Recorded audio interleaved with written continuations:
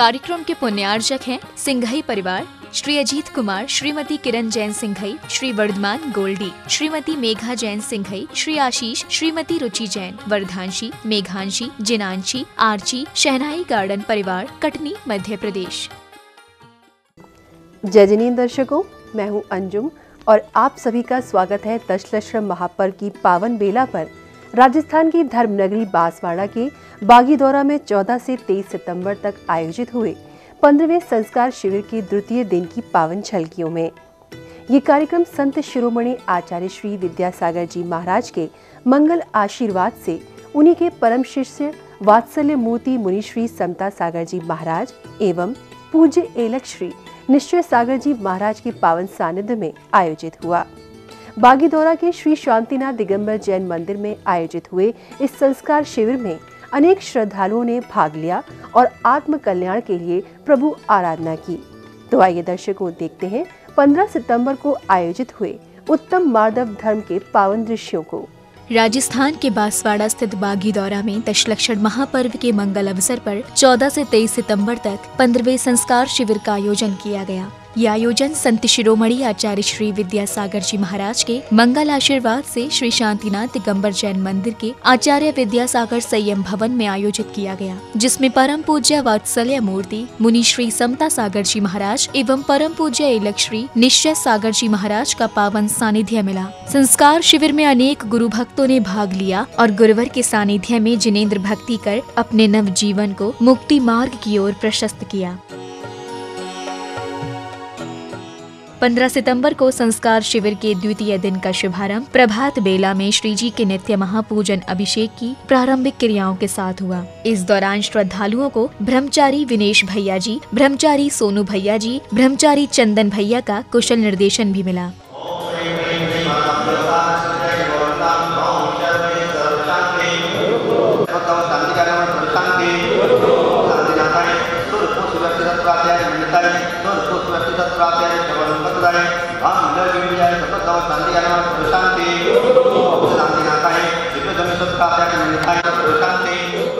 प्रमुख शांति धारा कर्ता लक्ष्मीलाल, हेमचंद शाह परिवार, सुशील, नीलेश, संदीप, सीमा, कल्पना, मीनाक्षी, सौम्य, भव्या और आंशी ने पूज्य एलक श्री निश्चय सागर जी महाराज द्वारा उच्चारित किए जा रहे शुद्ध मंत्रों के साथ श्री जिनेंद्र देव पर शांति धारा अर्पित की।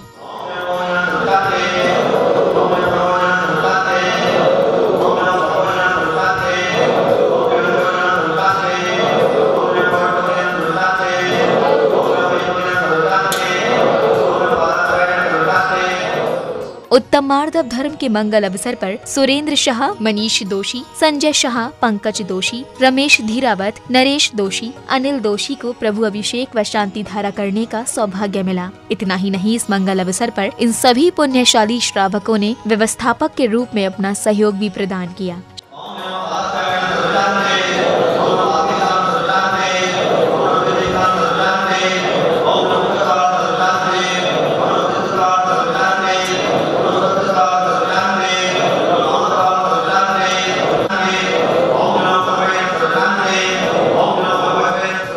शांति धारा करने के बाद श्री राजेंद्र प्रसाद दोषी, श्री प्रमोद जैन, प्रियंका जैन, विनोद दोषी एवं अन्य धर्मानुरागियों ने संगीत की ध्वनियों के मध्य श्री जी के समक्ष शांति धारा के अर्घ्य समर्पित किए और अपने हाथों को छत्र मानते हुए प्रभु पर छत्र चढ़ाया।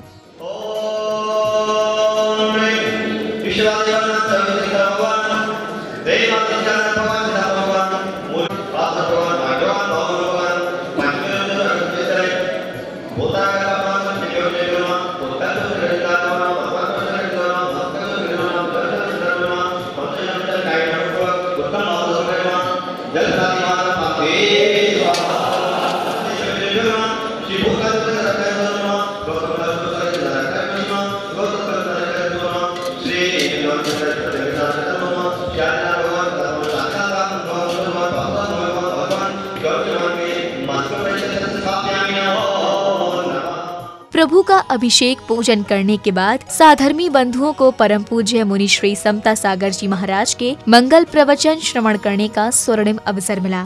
दूसरे धर्म का दिन है, कहें कि पहली क्लास में हम पास हो गए और दूसरी क्लास में बैठना शुरू किया है। दूसरी कक्षा का पाठ है विनम्रता का, नम्रता का, मृदुता का, मार्दवता का, कोमलता का। कठोरपन ठीक नहीं, नरमाई लचीलापन हर जगह अच्छा माना जाता है। वृक्ष को अपना जीवन स्थिर करने के लिए नीचे से तो सुदृढ़ होना जरूरी है, लेकिन यदि छाया देनी है, फल फूल प्रदान करने हैं, तो शाखाओं को, डालियों को झुकते रहना बहुत जरूरी है। और ये बात सच भी है कि शाखाएं और डालियां भी वही झुकना सीखती हैं जिनमें फल फूलों का आना शुरू हो गया है। विनय ज्ञान की सफलता मानी जाती है। ज्ञान का प्रतिफल ही विनय बतलाया है। हम और आप शाब्दिक दुनिया में कितने बड़े विद्वान बन जाएं, बाहर की डिक्शनरियां हमारे दिमाग के सामने फेल हो जाएं, हाजिर जवाबी में हमारा कोई तोड़ ना हो, बहुत अच्छा वक्तृत्व भी हो, दुनिया में बहुत इम्प्रेशन भी डालते हो, सारी कलाएं, सारे गुण भी हमारे पास हो, लेकिन यदि नम्रता, नरमाई नहीं है तो कहीं ना कहीं बहुत बड़ी कमी महसूस होगी। और किसी के पास इतनी कलाएं, इतनी दक्षताएं नहीं भी हैं, और यदि नरमाई उसके पास है, विनम्रता उसके पास है, तो उसके जीवन की पहचान अपने आप बनेगी। कहीं भी रहे, वन में तो वन में, भवन में तो भवन में, वन और भवन का भी कोई फर्क नहीं। विनम्र होकर के एक गृहस्थ भी आदर्श बन सकता है, और बहुत बड़ा विद्वान होने के बाद भी यदि ये गुण नहीं आए तो उसकी विद्वता पर भी प्रश्न चिन्ह लगता है। तत्पश्चात ही शंका समाधान कार्यक्रम का आयोजन किया गया, जिसमें उपस्थित धर्मावलंबियों ने पूज्य गुरुवर से अपनी शंकाओं का समाधान प्राप्त कर जीवन को सुगम बनाया। नित्य प्रति स्वाध्याय करते समय दो शब्द स्वरूपाचरण चारित्र और सम्यक आचरण चारित्र पढ़ने में आते हैं। हे प्रभु, इनके बीच में क्या अंतर है? सम्यक्त्वाचरण चारित्र अलग बात है और स्वरूपाचरण चारित्र अलग बात है। सम्यक्त्वाचरण चारित्र के संदर्भ में आचार्य कुंद स्वामी ने लिखा है कि जिसमें सम्यक दर्शन के 8 अंगों का पालन किया जाए, मिथ्यात्व और मूढ़ताओं से बचा जाए, यानी सम्यक दर्शन को निर्दोष बनाने की क्रियाएं की जाएं, वह सारा कार्य सम्यक्त्व को निर्दोष करने संबंधी आचरण सम्यक्त्वाचरण चारित्र है। यद्यपि यथार्थ में सम्यक दर्शन की भूमिका अर्थात चौथे गुणस्थान में किसी तरह का चारित्र नहीं होता। गुणस्थान का नाम ही असंयत सम्यक दृष्टि है। इसका मतलब ही है कि सम्यक दर्शन तो आ गया, लेकिन असंयम अवस्था है, इसी का नाम चतुर्थ गुणस्थान है। लेकिन फिर भी संयम न होने के बावजूद भी आचार्य कुंद ने सम्यक दर्शन से संबंधित उस चारित्र की या उस चर्या की प्रशंसा की है जो सम्यक दर्शन के अंगों के रूप में है, निर्दोषता के रूप में है, आदि आदि। इसी भूमिका के रूप में सम्यक्त्वाचरण चारित्र है। लेकिन स्वरूपाचरण चारित्र की बात जो आती है, यथार्थ में स्वरूपाचरण चारित्र नाम एक बाद में आया हुआ है, टीकाओं में आया हुआ है। मूल नाम तो यथाख्यात चारित्र है 5 चारित्रों में सामायिक, छेदोपस्थापना, परिहार विशुद्धि, सूक्ष्म क्षामप्रा और यथाख्यात 5 चारित्रों में स्वरूपाचरण का नाम ही नहीं है। लेकिन आचार्यों ने टीका के द्वारा स्पष्ट किया है स्वरूपे चरणम चारित्रम स्वरूपाचरण चारित्रम बात। इसका अर्थ क्या है? यथाख्यात, जैसा तीर्थंकर भगवंतों ने देखा है, जाना है, अनुभव किया है, उस आत्म स्वरूप चारित्र को यथाख्यात कहें, तथाख्यात कहें। ऐसा चारित्र ही अध्यात्म की भाषा में स्वरूपाचरण चारित्र माना गया है। लेकिन कहीं कहीं पर, जैसे कि जैन सिद्धांत प्रवेशिका में पंडित गोपाल दास जी बरैया ने अनंतानुबंधी कसाय के अभाव में स्वरूपाचरण चारित्र होता है ऐसा लिख दिया। उनका कोई अभिप्राय अलग रहा होगा, पर चौथे गुण स्थान में कोई चारित्र नहीं है। और अनंतानुबंधी कसाय के जाने पर, सम्यक दर्शन के आने पर किसी चारित्र का सैद्धांतिक उल्लेख आचार्यों ने किया ही नहीं, इसलिए उस गुण स्थान का नाम असंयत गुण स्थान है। यही सम्यक्ताचरण चारित्र और स्वरूपाचरण चारित्र में अंतर है। मेरा यह प्रश्न है, जिन प्रतिमाओं पर शिलालेख नहीं होता वो मूर्तियां पूजनीय है क्या? मैं समझता हूँ प्रतिमाओं में प्रशस्ति होना तो बहुत जरूरी है, लेकिन बहुत सारी प्रतिमाएं ऐसी भी हैं जो बहुत प्राचीन हैं, बहुत पुराने समय से हैं। भले उन पर प्रशस्ति नहीं है, पर शिल्प कला के रूप में किस समय वो निर्मित हुई हैं, ये शोधकार, इतिहासकार स्पष्ट करते हैं। तो ऐसी प्रतिमाओं में यदि प्रशस्ति नहीं भी है, तो भी बहुत प्राचीन प्रतिमा होने पर उनमें पूज्यता मानी गई है।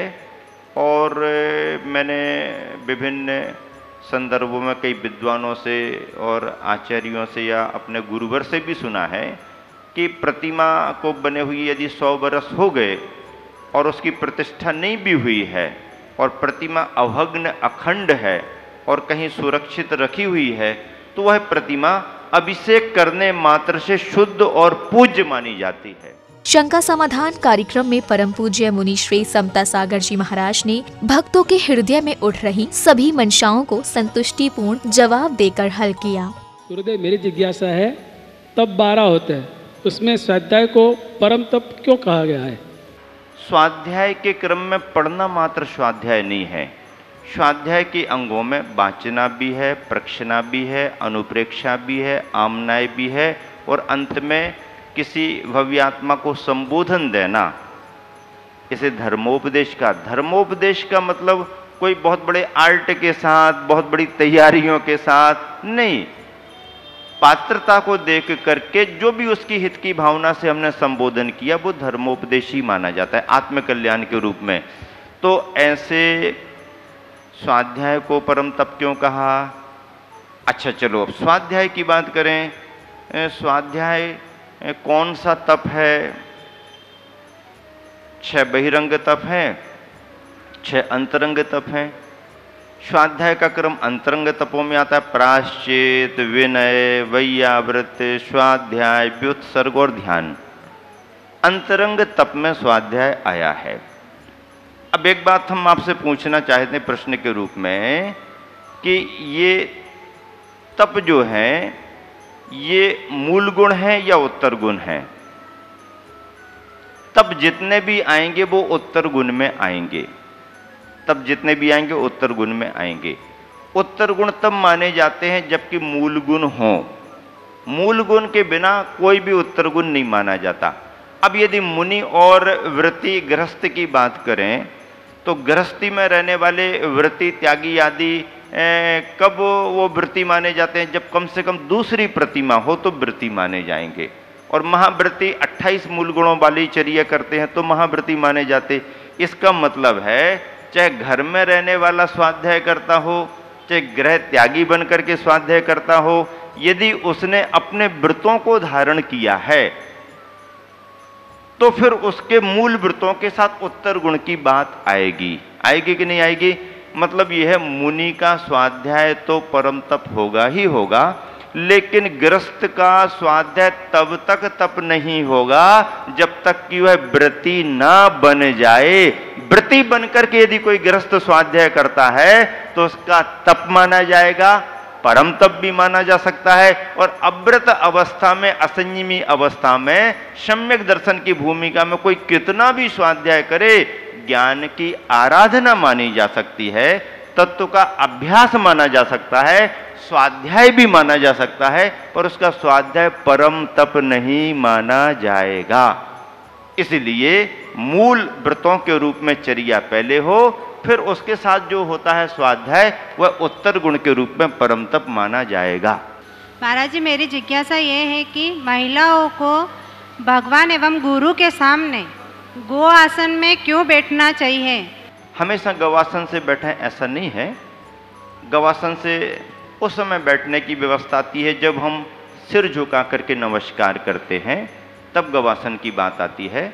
और यदि सामान्य से भक्ति भावना पाठ स्वाध्याय करना है तो उसमें गवासन से बैठने की जरूरत नहीं। सामान्य आसन जो एक तरह से सुखासन मानी जाती है, सुखासन है या अर्ध पद्मासन है आदि आदि में सामान्य से जैसे बैठक है, ये सुखासन की बैठक मानी जाती, इसमें बैठ सकते हैं। गवासन में बैठने की बात तब आती है जब हम नमस्कार करने की मुद्रा बना रहे हो या नमस्कार कर रहे हो, तो नमस्कार करने में गवासन एक बहुत शिष्ट मुद्रा है और मर्यादित मुद्रा है। गवासन का मतलब क्या? गाय जैसे अपने दोनों पैर बाजू में करती है, तो ऐसे ही अपने दोनों पैर बाजू में कर लिए और दोनों हाथों को जोड़ लिया, तो ये मुद्रा जो दोनों पैर मुड़े हुए होते हैं एक तरफ ही, ये गवासन मानी जाती है। गौ जैसे बैठती है वैसी आसन। तो महिलाएं क्या, पुरुष भी गवासन में ही नमस्कार करता है, मुनि महाराज भी वंदना करते हैं तो गवासन में बैठ करके ही करते हैं। मतलब गवासन में ही नमस्कार की मुद्रा सही बनती है, इसीलिए गवासन मुद्रा से नमस्कार करने का विधान है। तो महाराज जी, गवासन में अपन नमस्कार करते हैं तो उससे क्या फल मिलता है? गवासन में जैसे अपन नमस्कार करते हैं तो उससे क्या फल मिलता है? उससे क्या होता है? होता तो अपने परिणामों से होता है, लेकिन हर जगह की अपनी व्यवस्थाएं हैं। मान लीजिए आपको प्रार्थना करनी है तो सावधान कहेंगे, तो सावधान में होना, सावधान में होने से क्या होता है? फिर उन्होंने कह दिया विश्राम, विश्राम में होने से क्या होता है? खड़े हो जाओ, बैठ जाओ, क्या होता है? तो जो होता है वो उस समय समझ में आता है कि क्या होता है। एक मुद्रा है, विधि विधान है, समय करना है, आंख बंद करो, हाथ पर हाथ रखो, क्या होता है इससे? तो करके देखो, जो होगा फिर आप बताना कि क्या होता है। और होता है, इसीलिए आचार्यों ने विधान किया है। दर्शकों, आप देख रहे थे संत शिरोमणि आचार्य श्री विद्यासागर जी महाराज के मंगल आशीर्वाद से दशलक्षण महापर्व के पावन अवसर पर राजस्थान के बांसवाड़ा स्थित बागीदौरा के श्री शांतिनाथ दिगंबर जैन मंदिर में आयोजित हुए 15वें संस्कार शिविर के द्वितीय दिन की पावन झलकियां। ये कार्यक्रम 14 से 23 सितंबर तक परम पूज्य वात्सल्य मूर्ति मुनि श्री समता सागर जी महाराज एवं परम पूज्य एलक श्री निश्चय सागर जी महाराज के पावन सानिध्य में आयोजित हुआ, जिसमें हजारों श्रद्धालुओं ने सहभागिता कर आत्म कल्याण किया। तो दर्शकों, अब वक्त हो चला है आपसे विदा लेने का।